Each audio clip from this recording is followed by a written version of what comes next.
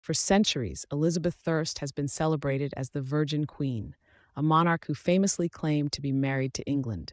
Yet beneath this carefully crafted image lay a woman of passion and desire.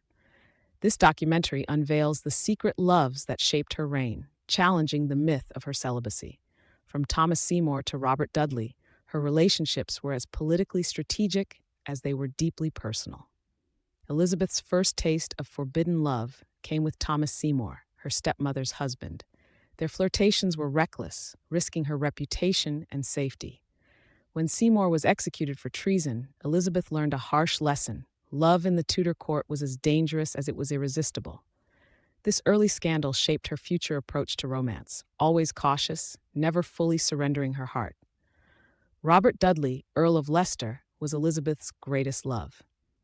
Their bond lasted decades, surviving scandals, including the mysterious death of Dudley's wife, Amy Robsart.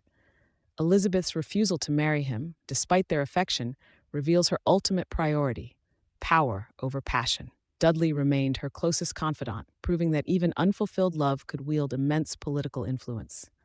From Philip II of Spain to Francois of France, Elizabeth deftly used marriage proposals as diplomatic tools. Her prolonged negotiations with suitors kept enemies guessing and alliances fluid. The Virgin Queen persona became a shield, allowing her to manipulate Europe's kings without ever committing.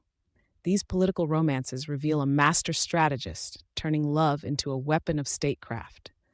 Sir Christopher Hatton rose from dance partner to trusted advisor, his grace masking sharp political instincts.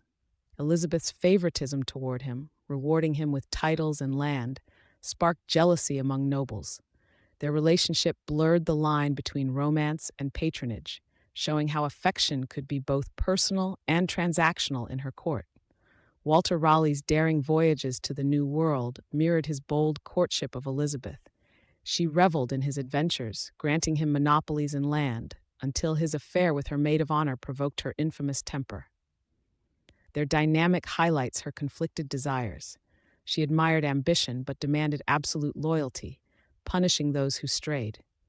The young Earl of Essex captivated an aging Elizabeth, his charisma reigniting her passion, but his arrogance and military failures strained their bond.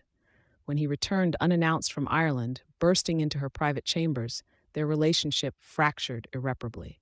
This final love affair exposed her vulnerability and the limits of her forgiveness. Essex's rebellion in 1601 sealed his fate. Elizabeth, faced with his treason, signed his death warrant, an act that haunted her until her own death. The woman who had once delighted in his poetry now ordered his beheading, proving that even love bent to the demands of the crown. This tragedy marked the end of her romantic entanglements. Surrounded by portraits of dead lovers, the elderly queen became a relic of her own legend. Letters from Dudley, kept until her death, hint at enduring regrets. The Virgin Queen myth had served England, but at what personal cost? Her refusal to marry secured her power, yet her private writings suggest a woman who weighed that sacrifice daily. Elizabeth's genius lay not in denying love, but in harnessing it. Her affairs stabilized her reign. Dudley's loyalty, Raleigh's ventures, even Essex's rebellion reinforced her authority. The Virgin Queen was neither saint nor spinster, but a ruler who understood that passion and power were inseparable. To know Elizabeth, we must see beyond the myth to the woman who loved and ruled with equal intensity.